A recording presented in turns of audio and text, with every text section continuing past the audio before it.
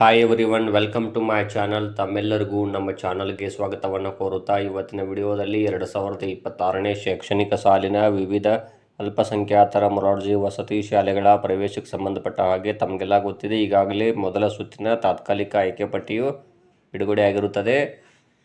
ಇಲ್ಲಿ ಮೊದಲ ಸುತ್ತಿನಲ್ಲಿ ಆಯ್ಕೆಯಾದಂಥ ವಿದ್ಯಾರ್ಥಿಗಳು ಸೂಕ್ತವಾದಂತಹ ದಾಖಲೆಗಳನ್ನು ಯಾವ ಶಾಲೆಗೆ ಸೆಲೆಕ್ಟ್ ಆಗಿದ್ದೀರಿ ಆ ಶಾಲೆಗೆ ಹೋಗಿ ಸಲ್ಲಿಸಲಿಕ್ಕೆ ಮತ್ತು ಅಡ್ಮಿಷನ್ ಸಹ ಮಾಡಲಿಕ್ಕೆ 27ನೇ ಮೇ 2026 ಕಾಲಾವಕಾಶವನ್ನು ಕೊಡಲಾಗಿತ್ತು. ಆದರೆ ನಿನ್ನೆಯ ದಿನಾಂಕ 20ನೇ ಮೇ 2026 ಒಂದು ಮಾಹಿತಿಯನ್ನು ಇಲ್ಲಿ ಅಲ್ಪಸಂಖ್ಯಾತರ ನಿರ್ದೇಶನಾಲಯದವರು ಬಿಡುಗಡೆಗೊಳಿಸಿರುತ್ತಾರೆ. ಇದೇನೆಂದರೆ ಆಕ್ಷೇಪಣೆಗಳನ್ನು ಸಲ್ಲಿಸಲಿಕ್ಕೆ ಇಲ್ಲಿ ನಾಳೆವರೆಗೂ ಕೂಡ ಟೈಮನ್ನು ನೀಡಿದರು. ಅಂದರೆ ಇಲ್ಲಿ ವಿದ್ಯಾರ್ಥಿಗಳು ಒಂದು ಯಾವ ಶಾಲೆಗೆ ಸೆಲೆಕ್ಟ್ ಆಗಿದ್ದೀರಿ ಆ ಶಾಲೆಗೆ ತಮ್ಮದೇನಾದರೂ ಆಕ್ಷೇಪಣೆ ಇದ್ದರೆ ಅಥವಾ ತಮ್ಮ ಇಲ್ಲಿ ವೈಯಕ್ತಿಕ ಡೀಟೇಲ್ಸ್ಗಳಲ್ಲಿ ಏನಾದರೂ ವ್ಯತ್ಯಾಸವಿದ್ದರೆ, ಸ್ಯಾಡ್ ಸೈಡಲ್ಲಿ ಮಿಸ್ ಮ್ಯಾಚ್ ಇದ್ದರೆ ಅದನ್ನು ತಾವುಗಳಲ್ಲಿ ಗೂಗಲ್ ಫಾರ್ಮನ್ನು ತುಂಬಿ ಆಕ್ಷೇಪಣೆಗಳನ್ನು ಸಲ್ಲಿಸಲಿಕ್ಕೆ ಅವಕಾಶವನ್ನು ನೀಡಲಾಗಿತ್ತು. ಇಲ್ಲಿ ಮೊದಲ ಸುತ್ತಿನಲ್ಲಿ ಆಯ್ಕೆಯಾದಂಥ ವಿದ್ಯಾರ್ಥಿಗಳು ಸಹ ಎಲ್ಲ ದಾಖಲೆಗಳನ್ನು ಅಂದರೆ ಇಲ್ಲಿ ಸೆಲೆಕ್ಟ್ ಆದಂಥ ವಿದ್ಯಾರ್ಥಿಗಳು ಅಡ್ಮಿಷನ್ಗೆ ಬೇಕಾದಂತಹ ಇಲ್ಲಿ ಮೂಲ ವರ್ಗಾವಣೆ ಪತ್ರ ಹಾಗೂ 5ನೇ ತರಗತಿ ಅಂಕಪಟ್ಟಿ ಮತ್ತು ಇಲ್ಲಿ ಜಾತಿ ಆದಾಯ ಪ್ರಮಾಣ ಪತ್ರ, ವಿಶೇಷ ವರ್ಗದ ಪ್ರಮಾಣ ಪತ್ರ ಮತ್ತು ಇಲ್ಲಿ ಆಧಾರ್ ಕಾರ್ಡ್ ಆಗಿರ್ಬೋದು, ರೇಷನ್ ಕಾರ್ಡ್ ಇದೆಲ್ಲ ಮಾಹಿತಿಗಳನ್ನು ಹೋಗಿ ಯಾವ ಶಾಲೆಗೆ ಸೆಲೆಕ್ಟ್ ಆಗಿದ್ರಿ ಆ ಶಾಲೆಗೆ ಹೋಗಿ ಎಲ್ಲ ದಾಖಲೆಗಳನ್ನು ಸಲ್ಲಿಸಿ ಇಲ್ಲಿ ಅಡ್ಮಿಷನನ್ನು ತಾವು ಕನ್ಫರ್ಮ್ ಮಾಡ್ಕೊಳ್ಬೇಕಾಗಿತ್ತು. ಅದರೊಂದಿಗೆ ಇಲ್ಲಿ ಸೆಕೆಂಡ್ ರೌಂಡ್ ಕೌನ್ಸಿಲಿಂಗ್ ಲಿಸ್ಟು ಯಾವಾಗ ಬಿಡುಗಡೆ ಆಗುತ್ತದೆ ಅಂತ ಬಹಳಷ್ಟು ಜನ ಪೋಷಕರಾಗಿರ್ಬೋದು, ನಮ್ಮ ವಿದ್ಯಾರ್ಥಿಗಳು ಕೂಡ ಕೇಳ್ತಾ ಇದ್ರಿ. ಅದಕ್ಕೆ ಸಂಬಂಧಪಟ್ಟ ಹಾಗೆ ಕೆಲವೊಂದಿಷ್ಟು ಮಾಹಿತಿಗಳನ್ನು ತಮ್ಮೊಂದಿಗೆ ಶೇರ್ ಮಾಡ್ಕೊಳ್ತಾ ಇದ್ದೀನಿ. ಇಲ್ಲಿ 27ನೇ ಮೇ 2026 ಫಸ್ಟ್ ರೌಂಡ್ ಕೌನ್ಸಿಲಿಂಗ್ ಲಿಸ್ಟ್ ಅಂದರೆ ಫಸ್ಟ್ ರೌಂಡಿಗೆ ಆಯ್ಕೆಯಾದಂಥ ವಿದ್ಯಾರ್ಥಿಗಳಿಗೆ ಕಡೆಯ ದಿನಾಂಕ ಆಗಿರ್ತದೆ ಅಡ್ಮಿಷನ್ ಮಾಡಲಿಕ್ಕೆ. ಅವತ್ತಿನ ದಿನಾಂಕದವರೆಗೆ ಎಷ್ಟು ವಿದ್ಯಾರ್ಥಿಗಳು ಅಡ್ಮಿಷನ್ ಮಾಡ್ತಾರೆ, ತದನಂತರ ಎಲ್ಲ ವಿದ್ಯಾರ್ಥಿಗಳ ಮಾಹಿತಿಗಳನ್ನು ಆಯಾ ವಸತಿ ಶಾಲೆಯ ಪ್ರಾಂಶುಪಾಲರು ಇಲ್ಲಿ ಸ್ಟೇಟ್ ಆಫೀಸಿಗೆ ಕಳಿಸ್ತಾರೆ. ಈಗ ಎಷ್ಟು ವಿದ್ಯಾರ್ಥಿಗಳು ಅಡ್ಮಿಷನ್ ಮಾಡ್ತಾರೆ ಇವರು ಎಲ್ಲ ದಾಖಲೆಗಳನ್ನು ವೆರಿಫಿಕೇಷನ್ ಮಾಡಿ ಅಡ್ಮಿಷನ್ ಕನ್ಫರ್ಮ್ ಮಾಡ್ಕೊಳ್ತಾರೆ ಪ್ರಾಂಶುಪಾಲರು. ಒಂದು ವೇಳೆ ಅವರ ದಾಖಲೆಗಳು ಏನಾದರೂ ನೈಜತೆಯಿಂದ ಕೂಡಿರದೇ ಇದ್ದಲ್ಲಿ ಅವರ ಮಾಹಿತಿ ಸಹ ಇಲ್ಲಿ ರಾಜ್ಯ ಹಂತದ ಅಧಿಕಾರಿಗಳ ಕಚೇರಿಗೆ ರವಾನಿಸ್ತಾರೆ ಆಯಾ ವಸತಿ ಶಾಲೆಯ ಪ್ರಾಂಶುಪಾಲರು. ಇದನ್ನು ತಾವು ಗಮನಿಸಬೇಕು.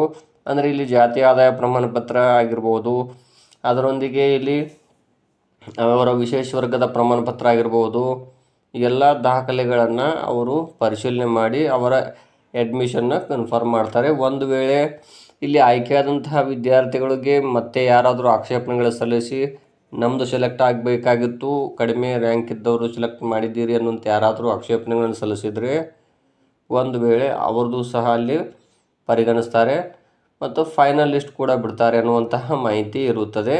ಅಂದರೆ ಇಲ್ಲಿ ಫಸ್ಟ್ ರೌಂಡ್ ಸೆಲೆಕ್ಷನ್ ಲಿಸ್ಟ್ಗೆ ಆಯ್ಕೆಯಾದಂಥ ವಿದ್ಯಾರ್ಥಿಗಳಿಗೆ ಕೊಟ್ಟಿದ್ದಾರೆ ಅವರು ಏನು 5 ಶಾಲೆಗಳಿಗೆ ಅಡ್ಮಿಷನ್ ಮಾಡಲಿಕ್ಕೆ 27ನೇ ಮೇ 2026 ಕಡೆಯ ದಿನಾಂಕ ಅಂತ. ಇದು ಆದ ನಂತರ ಏನಾಗುತ್ತೆ ಅಂದರೆ ಸೆಕೆಂಡ್ ರೌಂಡ್ ಕೌನ್ಸಿಲಿಂಗ್ ಲಿಸ್ಟ್ ಬಿಡುಗಡೆ ಆಗುತ್ತೆ. ಅಂದರೆ ಇಲ್ಲಿ ಆಫ್ಟರ್ 27th ಮೇ ಅಂತಲೇ ಹೇಳ್ಬೋದು. ಅದು ಅಲ್ಲದೆ ಅಷ್ಟರೊಳಗಾಗಿ ಎಲ್ಲ ವಿದ್ಯಾರ್ಥಿಗಳು ಅಡ್ಮಿಷನ್ ಮಾಡಬೇಕು ಫಸ್ಟು. ತದನಂತರ ಇಲ್ಲಿ ಇನ್ನೊಂದು ತಮಗೆ ಹಂಚ್ಕೋಬೇಕು ಮಾಹಿತಿ ಅಂದರೆ ಇಲ್ಲಿ ಎಲ್ಲ ಒಂದು ವಸತಿ ಶಾಲೆಗಳಲ್ಲಿ ಎಲ್ಲ ಏನು ಖಾಲಿ ಸೀಟುಗಳ ಸಂಖ್ಯೆ ಎಷ್ಟಿದ್ವಲ್ಲ ಅವೆಲ್ಲವುಗಳನ್ನು ಅವರು ಬಿಡುಗಡೆ ಮಾಡಿರುವುದಿಲ್ಲ. ಕೇವಲ ಇಲ್ಲಿ 30-35 ವಿದ್ಯಾರ್ಥಿಗಳ ಲಿಸ್ಟನ್ನು ಮಾತ್ರ ಬಿಡುಗಡೆ ಮಾಡಿರುತ್ತಾರೆ.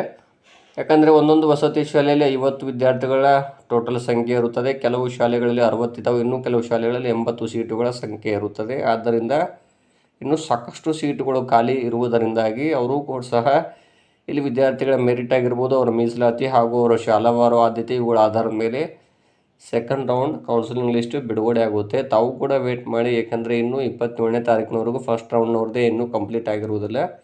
ತದನಂತರ ಇಲ್ಲಿ ಎಲ್ಲ ಸೀಟುಗಳ ಸಂಖ್ಯೆ ಈಗ ಅಡ್ಮಿಷನ್ ಮಾಡಬೇಕು ಅವರು 27th ಟೈಮ್ ಇದೆ. ಯಾರ್ಯಾರು ಅಡ್ಮಿಷನ್ ಮಾಡೋದಿಲ್ಲ ಎಲ್ಲ ಸಂಖ್ಯೆಗಳನ್ನು ಕ್ರೋಢೀಕರಣ ಮಾಡಿ ಆಯಾ ವಸತಿ ಶಾಲೆಯ ಪ್ರಾಂಶುಪಾಲರು ಸ್ಟೇಟ್ ಆಫೀಸ್ಗೆ ಅಂದರೆ ರಾಜ್ಯ ಹಂತದ ಅಲ್ಪಸಂಖ್ಯಾತ ನಿರ್ದೇಶನಾಲಯದ ಕಚೇರಿಗೆ ಅವರು ಮಾಹಿತಿಯನ್ನು ರವಾನಿಸಬೇಕಾಗುತ್ತೆ. ತದನಂತರ ಉಳಿದ ಎಲ್ಲ ಸೀಟುಗಳ ಆಧಾರದ ಮೇಲೆ ಮತ್ತೊಂದು ಸುತ್ತಿನ ಸೀಟು ಹಂಚಿಕೆಯನ್ನು ಇಲ್ಲಿ ರಾಜ್ಯ ಹಂತದ ಅಧಿಕಾರಿಗಳ ಕಚೇರಿಯಿಂದ ಅಥವಾ ಕಾರ್ಯಾಲಯದಿಂದ ಮತ್ತೆ ಸೆಕೆಂಡ್ ರೌಂಡ್ ಕೌನ್ಸಿಲಿಂಗ್ ಲಿಸ್ಟ್ ಬಿಡುಗಡೆ ಮಾಡ್ತಾರೆ. ಅದು ಕೂಡ 27ನೇ ಮೇ 2026 ನಂತರ ಅಂತ ಮಾಹಿತಿ ಲಭ್ಯವಾಗಿರುತ್ತದೆ. ಆದ್ದರಿಂದ ತಾವು ಕೂಡ ವೇಟ್ ಮಾಡಿ, ಯಾಕಂದರೆ ಇಲ್ಲಿ ಆಯ್ಕೆಯಾದಂಥ ವಿದ್ಯಾರ್ಥಿಗಳು ಅಡ್ಮಿಷನ್ ಮಾಡುವವರೆಗೂ ತಾವಿಲ್ಲಿ ಸೆಕೆಂಡ್ ರೌಂಡ್ ಲಿಸ್ಟನ್ನು ಬಿಡುಗಡೆ ಆಗುವುದಿಲ್ಲ. ಯಾಕಂದರೆ ಆ ಲಿಸ್ಟಲ್ಲಿರುವಂಥ ಎಲ್ಲ ವಿದ್ಯಾರ್ಥಿಗಳಿಗೆ ಇಲ್ಲಿ ಆಯಾ ವಸತಿ ಶಾಲೆ ಪ್ರಾಂಶುಪಾಲರು ಸಹ ಕರೆ ಮಾಡಬಹುದು ಅಡ್ಮಿಷನ್ ಮಾಡಿ ಬಂದು ಅಂತ. ನಾನು ಈಗಾಗಲೇ ಹಿಂದಿನ ವಿಡಿಯೋದಲ್ಲಿ ತಿಳಿಸಿದ್ದೇನೆ. ನಮ್ಮ ಶಾಲೆಯಿಂದ ಕೂಡ ಇಬ್ಬರು ವಿದ್ಯಾರ್ಥಿಗಳು ಸೆಲೆಕ್ಟ್ ಆಗಿದ್ದರು. ಅಲ್ಪಸಂಖ್ಯಾತ ನಿರ್ದೇಶನಾಲಯದ ಕಚೇರಿಗೆ ಮೂಲಕ ಆಯ್ಕೆಯಾದಂಥ ವಿದ್ಯಾರ್ಥಿಗಳು ಈಗಾಗಲೇ ಅಡ್ಮಿಷನ್ಗೆ ಸಂಬಂಧಪಟ್ಟ ಹಾಗೆ ನಮ್ಮ ಶಾಲೆಯ ಇಬ್ಬರು ವಿದ್ಯಾರ್ಥಿಗಳು ಅಡ್ಮಿಷನ್ ಮಾಡಲು ಹೋದಾಗ ಅವರು ಸಹ ಇಲ್ಲಿ ಎಲ್ಲ ದಾಖಲಾತಿಗಳನ್ನು ತೆಗೆದುಕೊಂಡು ಬನ್ನಿ ಅಂತ ಹೇಳಿದ್ದಾರೆ. ಅವರು ಕೂಡ ಈಗ ದಾಖಲಾತಿಗಳನ್ನು ತೆಗೆದುಕೊಂಡು ಅವರು ಸಿದ್ಧತೆಯಲ್ಲಿದ್ದಾರೆ ಅಂತ ಹೇಳ್ಬೋದು. ಒಂದು ವೇಳೆ ಯಾರೇ ವಿದ್ಯಾರ್ಥಿಗಳು ಇಲ್ಲಿ ಅಡ್ಮಿಷನ್ ಮಾಡದೇ ಇದ್ದಲ್ಲಿ ಆ ಸೀಟುಗಳ ಸಹಿತ ಇನ್ನುಳಿದಿರುವ ಖಾಲಿ ಸೀಟುಗಳನ್ನು ಸೇರಿಸಿ 2ನೇ ಹಂತದ ಸೆಕೆಂಡ್ ರೌಂಡ್ ಕೌನ್ಸಿಲಿಂಗ್ ಲಿಸ್ಟನ್ನು ಬಿಡುಗಡೆ ಮಾಡ್ತಾರೆ.